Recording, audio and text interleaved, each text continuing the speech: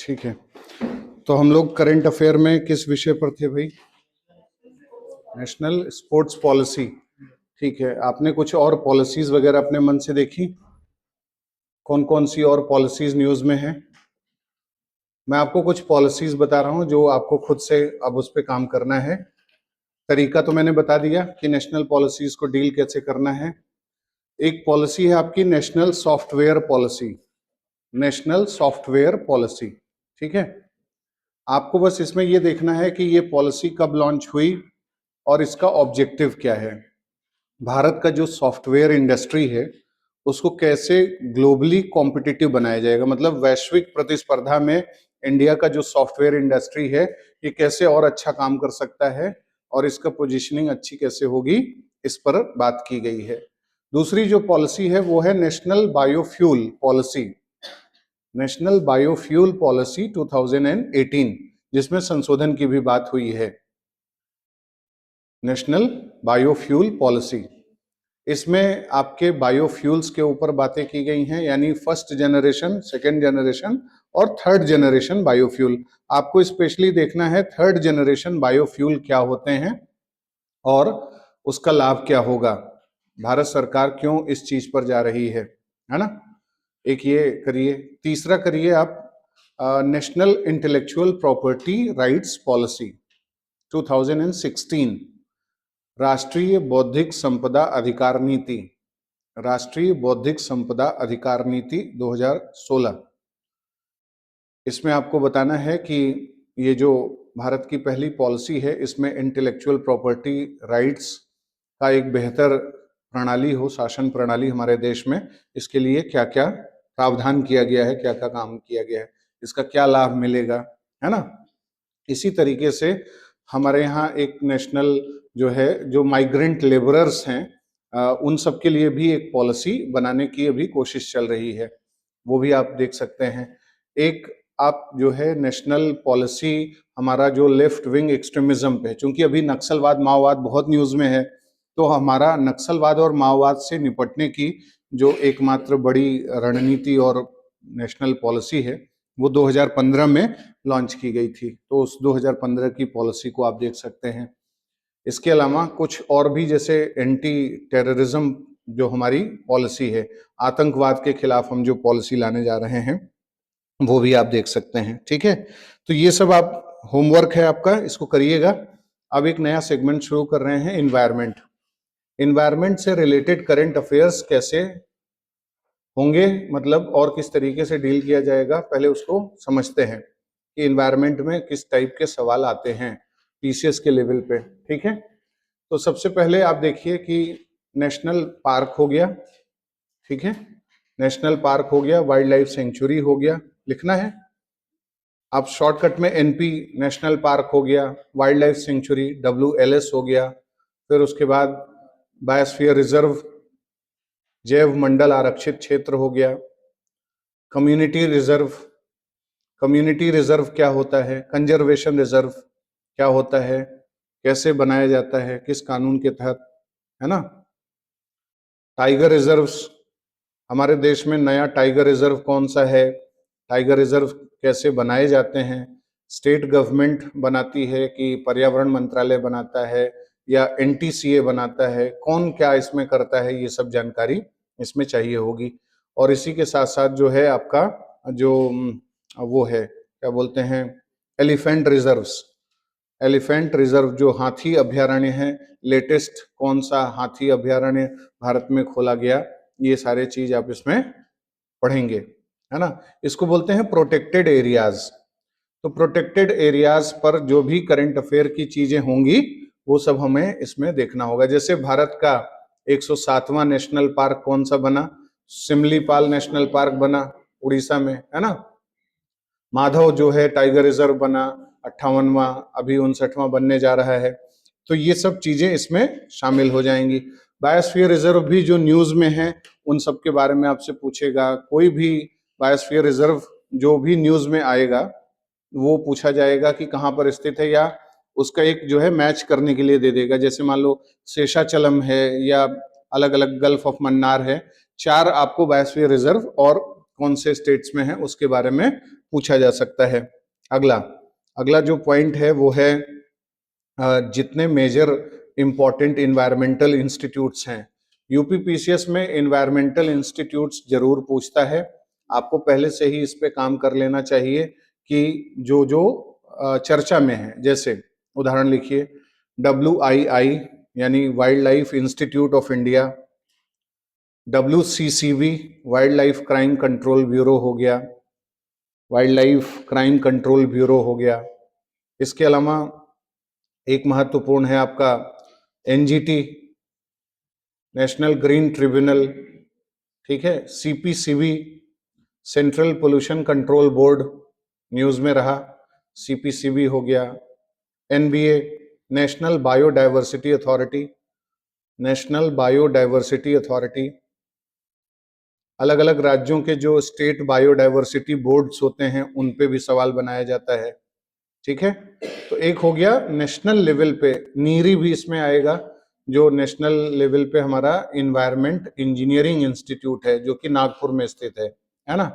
तो ऐसे कुछ ऑर्गेनाइजेशंस हैं जो पर्यावरण के मामले में काम करते हैं, वहां से सवाल बन सकता है। नेक्स्ट, इंटरनेशनल ऑर्गेनाइजेशंस जो पर्यावरण के फील्ड के हैं, अंतरराष्ट्रीय संगठन जो पर्यावरण के फील्ड के हैं। जैसे आपसे IUCN हमेशा पूछा जाता है, ठीक है। यूनेप हो गया, यूनेप हो गया, ठीक है।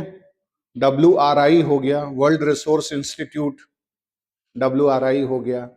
इसके बाद कंजर्वेशन इंटरनेशनल हो गया, कंजर्वेशन इंटरनेशनल।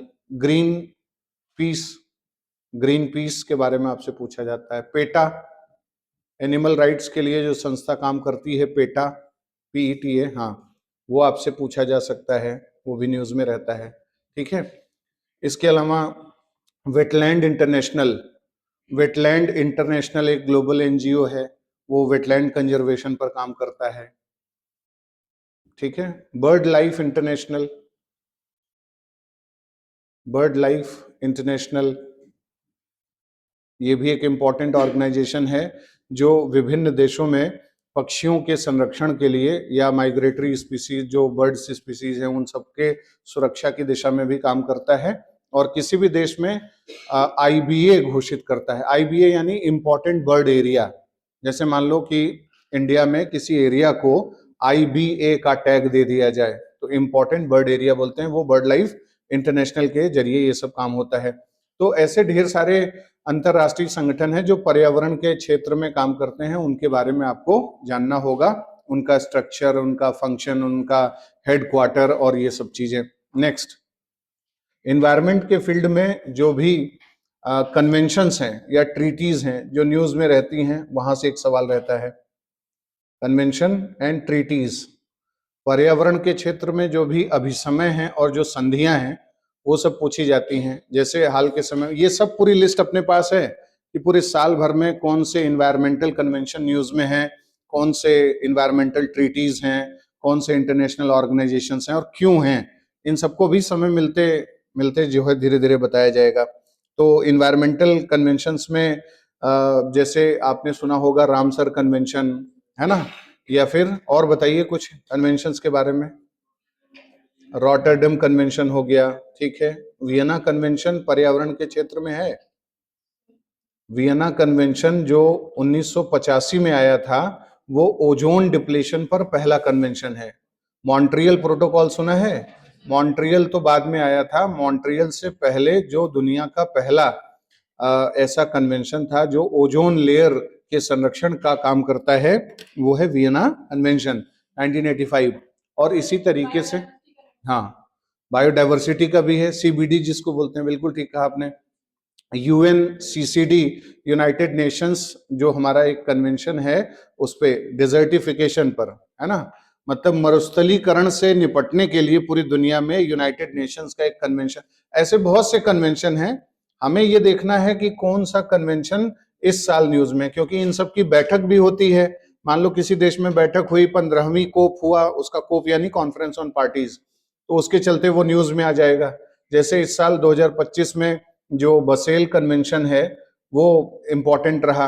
अब जो ट्रांस बाउंड्री हेजॉर्डस जो केमिकल्स हैं, जैसे मान लो बहुत से रसायन होते हैं ना, केमिकल्स होते हैं जो मानव स्वास्थ्य के लिए या इन्वायरमेंट के लिए बहुत खतरा होते हैं।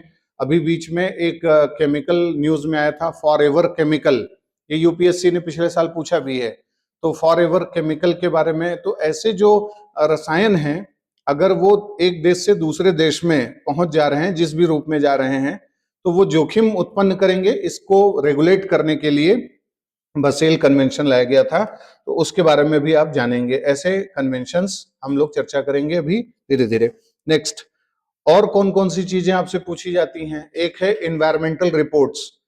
ग्लोबल लेवल पे जो इन्वायरमेंटल रिपोर्ट्स हो सकती हैं, जो आई हूं ताजा ताजा, उन पे आपसे पूछा जाएगा। जैसे आपसे पूछा जा सकता है लिविंग ब्लू प्लेनेट रिपोर्ट के बारे में, जो WWF जारी करता है, या यूनेप की रिपोर्ट के बारे में। आपने एडेप्टेशन गैप रिपोर्ट पढ़ा है, सुना है? एडेप्टेशन गैप रिपोर्ट कौन जारी करता है? या ग्रीन इकोनॉमी रिपोर्ट कौन जारी करता है? पर्यावरण के क्षेत्र में कुछ बड़े बड़े रिपोर्ट्स हैं, उनका टाइटल आपको याद रखना पड़ेगा, कौन सी संस्था उनको जारी करती है वो रिपोर्ट्स, वो याद रखना पड़ेगा। और किसी किसी साल अगर कोई बहुत खास बात अगर उस रिपोर्ट में कह दी गई हो तो वो भी याद रखना पड़ेगा। तो एक ये हो गया। इसके बाद और क्या चीजें इन्वायरमेंट के फील्ड में पूछी जा सकती हैं? अगला है स्पीसीज। स्पीसीज इन न्यूज, है ना? स्पीसीज इन न्यूज आपको इंडिया के लेवल पे पढ़ना है, ग्लोबल लेवल पे नहीं पूछा जाता। ग्लोबल लेवल पे तब तक नहीं जब तक कि वो बहुत बड़ा लाइमलाइट में कोई चीज ना आ जाए। मान लो जैसे अफ्रीका में जो है सफेद गैंडे होते हैं, व्हाइट राइनोसेरस। अब उसमें कोई नदर्न व्हाइट राइनोसेरस था जो केवल एक ही बचा था मेल, और उसकी मौत हो गई। अब वहां पे तब आ सकता है इस तरीके से। या फिर कोई मान लो स्पीसीज है, उसको नेशनल एनिमल या कुछ इस तरीके का दर्जा अगर कोई देश दे दे, तब पूछा जा सकता है आपसे। तो इंडिया में स्पीसीज के बारे में जो भी इंपॉर्टेंट बातें हैं वो सब आपको देखना पड़ेगा। कौन सी स्पीसीज न्यूज में है बताइए? कुछ स्पीसीज आप जानते हैं जो साल भर से चर्चा में हो? हाथी, घोड़ा, उल्लू, बैल, कुछ भी, गाय। गाय भी न्यूज में है ना? बताओ भाई, कोई जानवर जो, चीता, ठीक है, बहुत बढ़िया। वल्चर, वल्चर है, हाँ ठीक है। यूपी में एक वल्चर केंद्र है बहुत बड़ा, एशिया का सबसे बड़ा, ठीक है। और बताइए, और कौन से जीव जंतु हैं? हाँ, डॉल्फिन, हाँ डॉल्फिन इंपॉर्टेंट है, डॉल्फिन पे आता है। हाँ, डॉल्फिन, डॉल्फिन का सेंसस पे पूछा जाता है। जितने भी स्पीसीज हैं, इन स्पीसीज से रिलेटेड जो सेंसस है वो आपको लिखिए, जरूर पढ़ना है। जैसे टाइगर सेंसस, अभी वर्तमान में हमारे पास कितने टाइगर्स हैं, टाइगर्स का मोर्टेलिटी रेट क्या है, मतलब आप इसमें थोड़ा सा टाइगर के कंजर्वेशन से रिलेटेड चीजें भी पढ़ेंगे। और टाइगर को, उनका जो पॉपुलेशन है उसको मेजर करने के लिए कौन सी टेक्निक्स का इस्तेमाल होता है, ये सब भी सवाल पूछे गए हैं, ठीक है। डॉल्फिन सेंसस है, एलिफेंट सेंसस है, लॉयन सेंसस है। अभी लॉयन सेंसस हुआ था तो उसमें जो एशियन लॉयंस हैं, सिंह हैं, उनकी संख्या बढ़ गई है। अभी शायद 891 एशियाई सिंह है, पहले 527 थे, वो बढ़ करके 800। तो यही एग्जैक्ट डेटा आपसे पूछ सकता है कि कितना बढ़ा है। तो ये भी एक बहुत इंपॉर्टेंट पहलू है। इसके अलावा जैसे ओलिव रिडले टर्टल है, या पेंगोलिन है, तिब्बतन एंटीलोप है, ठीक है, ग्रेट इंडियन बस्टर्ड हो गया, बंगाल फ्लोरिकन हो गया, ये सब तमाम ऐसे जीव जंतु हैं जिनके बारे में सवाल आपसे पूछा जाएगा। स्पीसीज में क्या क्या चीजें पूछी जाती हैं ये भी आपको ध्यान में रखना पड़ेगा, कि जब आप क्वेश्चन पेपर को देखेंगे तो अपने आप समझ में आएगा कि क्या चीजें उसमें वो स्पीसीज पर पूछता है। तो एक उदाहरण खाली ऐसे समझ लीजिए कि जब भी स्पीसीज पूछता है तो पहला क्या पूछता है?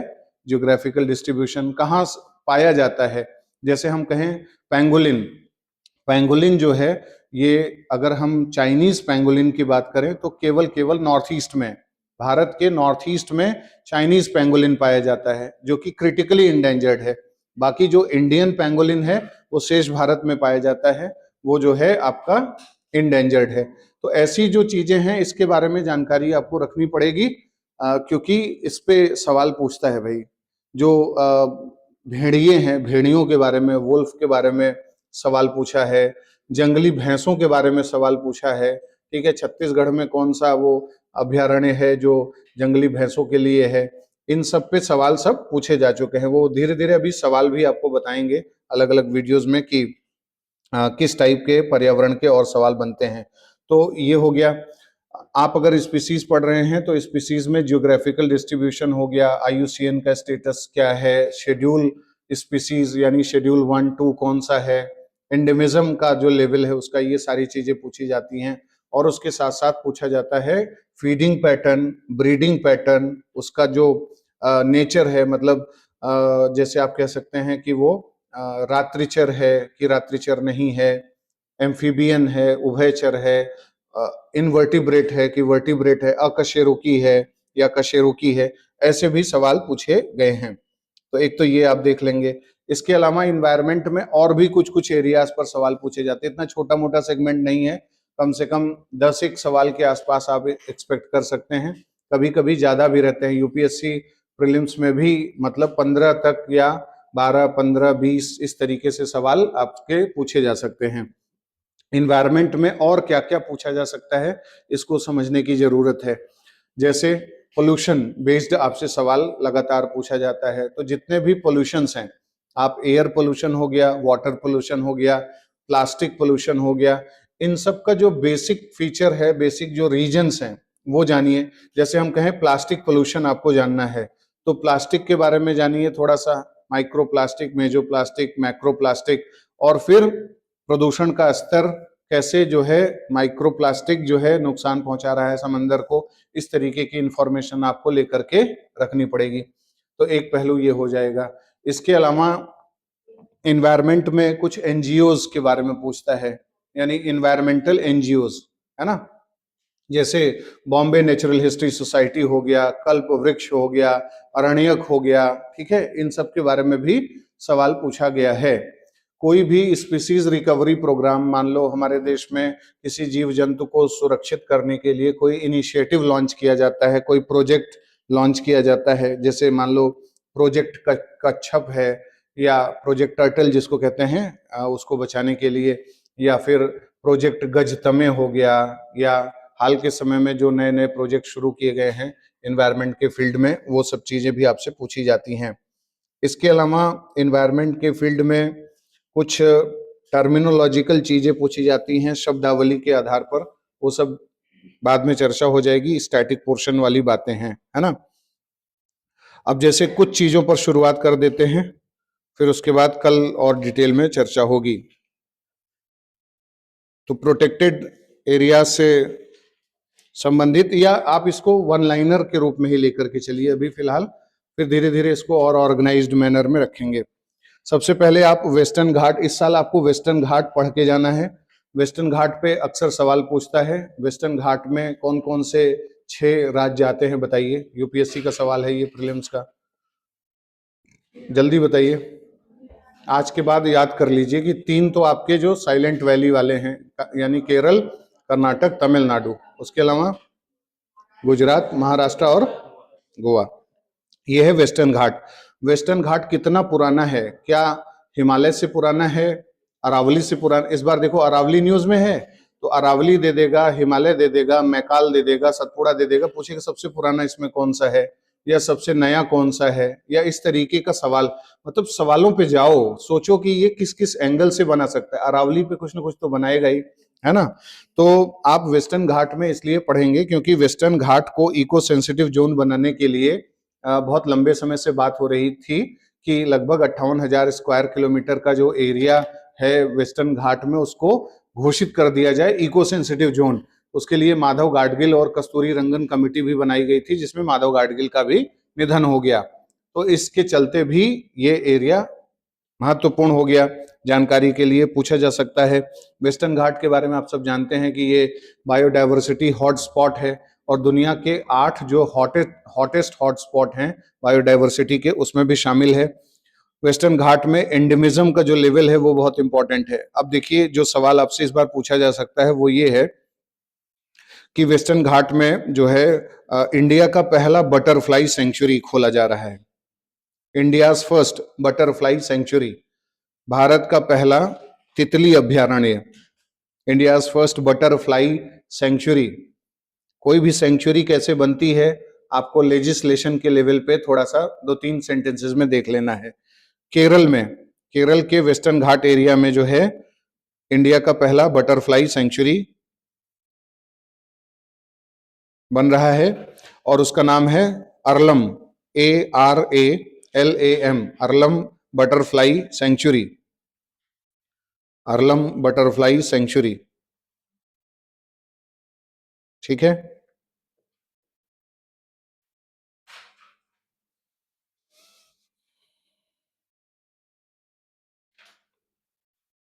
नेक्स्ट, प्रोजेक्ट चीता। प्रोजेक्ट चीता जो है, इसके तहत भारत किस नए अफ्रीकी देश से 8 नए चीते लेने जा रहा है? Botswana, Botswana.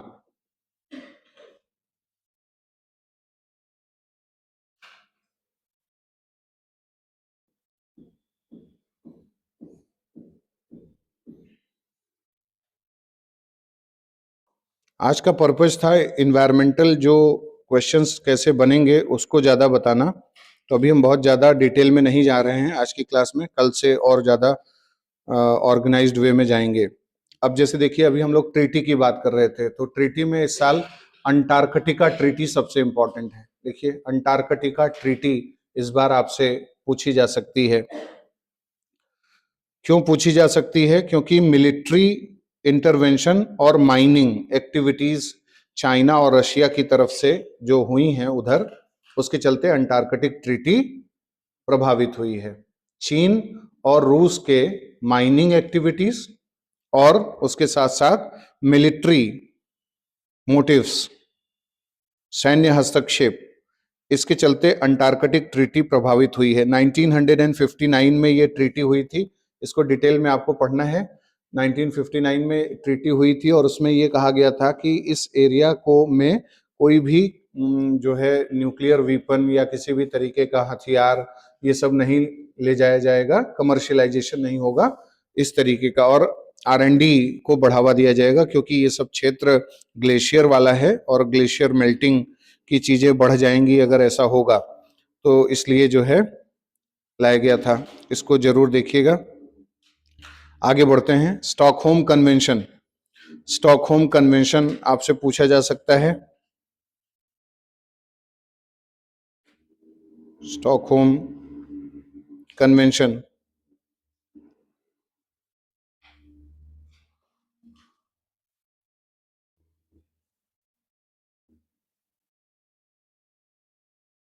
Azerbaijan becomes member of Rotterdam convention. Azerbaijan Rotterdam convention का हिस्सा बन गया है, इसलिए आपसे पूछा जा सकता है रॉटरडम कन्वेंशन के बारे में।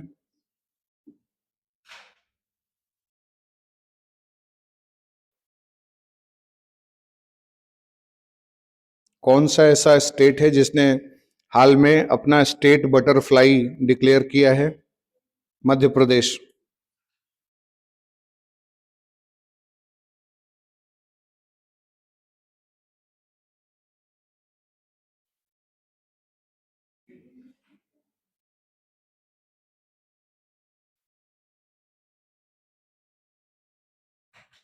20 नवंबर 2024 का न्यूज है, Telangana to have state butterfly सून।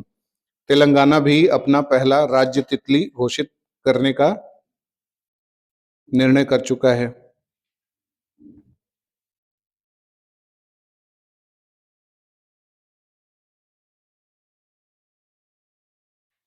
कर्नाटक का जो स्टेट बर्ड है Neelakanta, Neelakantha, Neelakantha on International Union for Conservation of Nature's near threatened list, near threatened list में उसको शामिल किया गया है। कर्नाटक के स्टेट बर्ड को IUCN के का जो लिस्ट है, रेड डेटा लिस्ट, उसमें नियर थ्रेटेंड, नियर थ्रेटेंड यानी निकट संकटापन्न के रूप में शामिल किया गया है। 15 अक्टूबर 2025 का न्यूज है, तो ये मान सकते हैं कि अपकमिंग PCS के लिए इंपॉर्टेंट रह सकता है।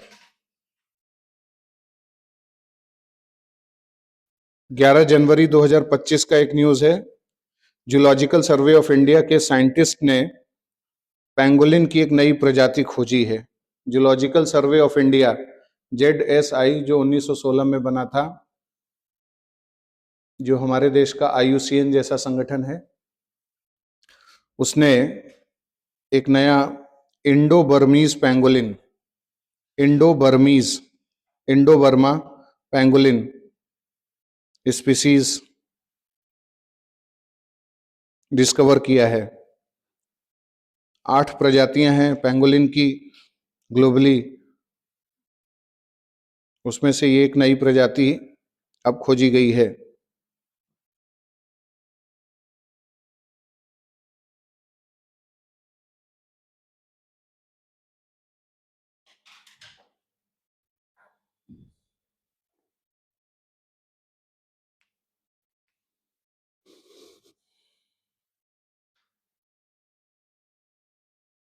Singapore Singapore index on cities biodiversity.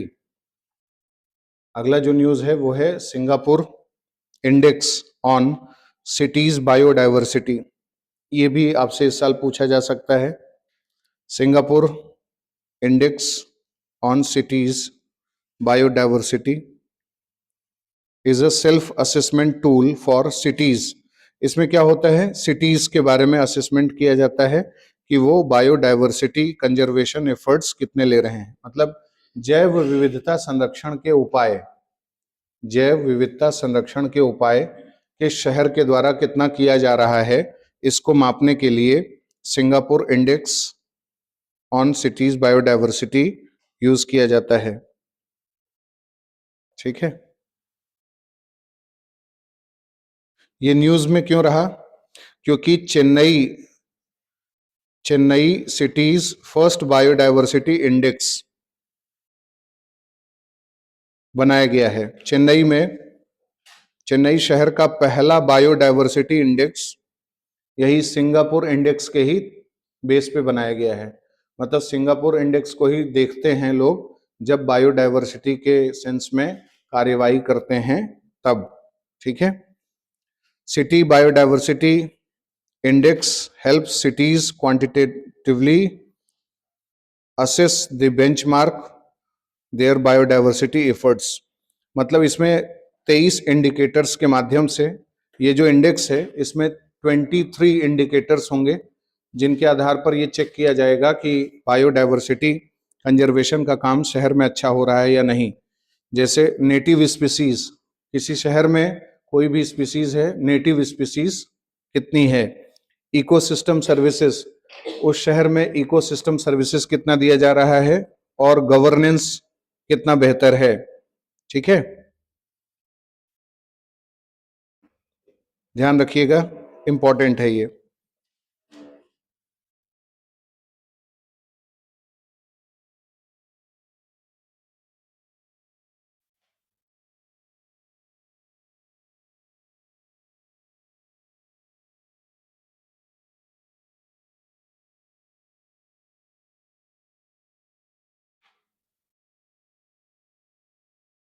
अब लिखिए concept of biodiversity heritage site.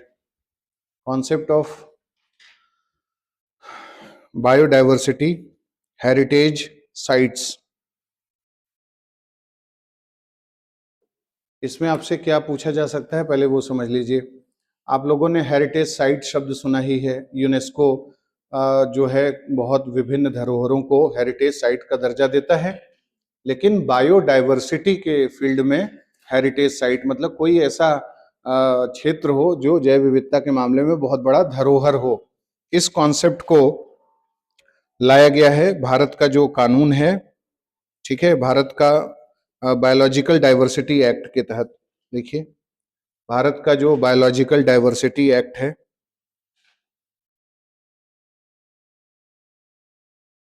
India's biological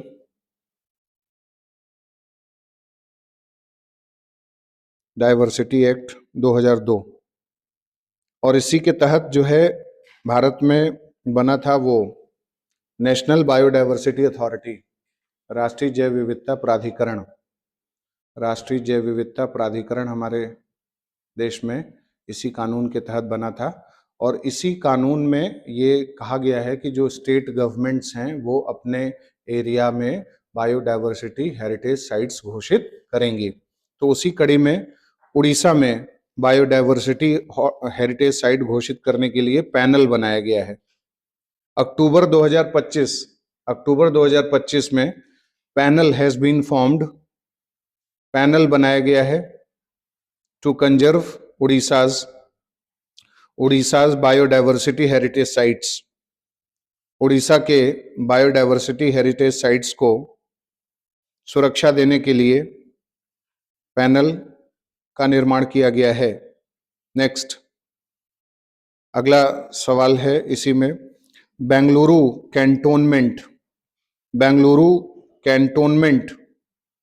railway, Bangalore cantonment railway colony has been declared biodiversity heritage site in 2025। Bangalore cantonment railway colony को बायोडायवर्सिटी हेरिटेज साइट घोषित किया गया है। कब? सितंबर 2025 में। सितंबर 2025 में।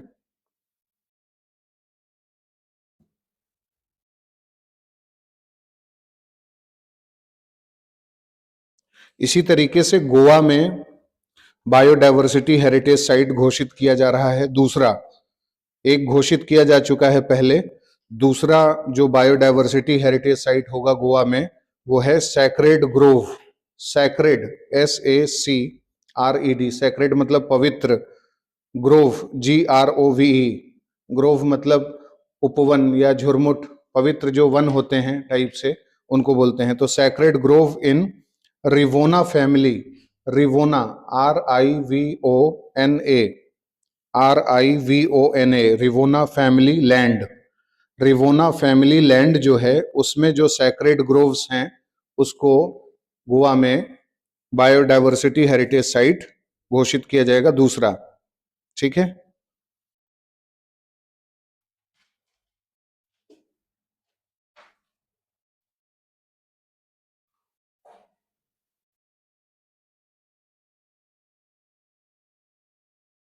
नागामलाई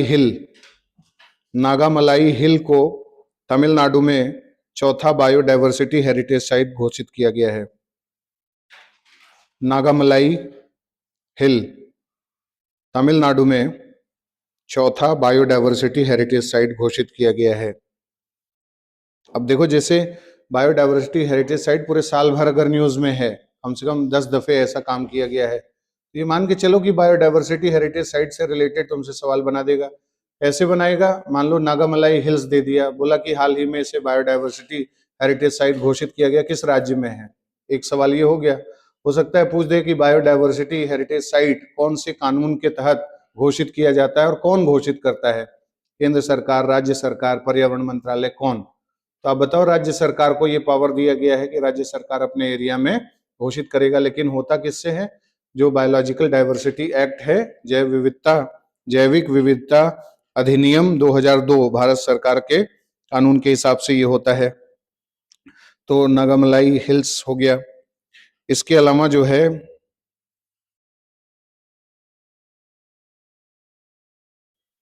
NBA इस साल आपके लिए बहुत इंपॉर्टेंट रहेगा।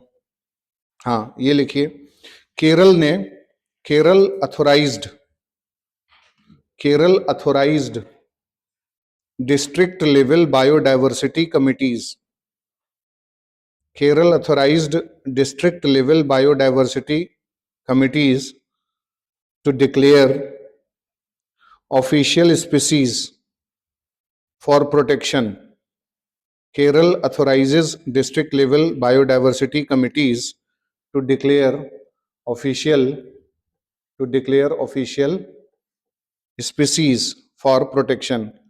केरल ने जिला स्तरीय जैव विविधता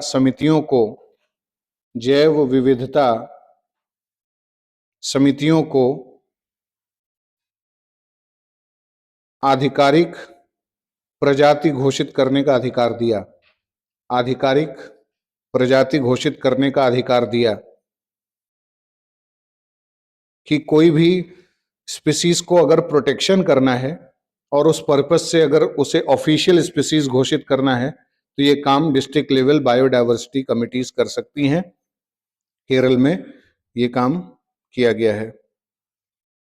नेक्स्ट, तमिलनाडु में संकटापन्न जीव जंतुओं की सुरक्षा के लिए इंडेंजर्ड स्पीसीज कंजर्वेशन फंड बनाया गया है।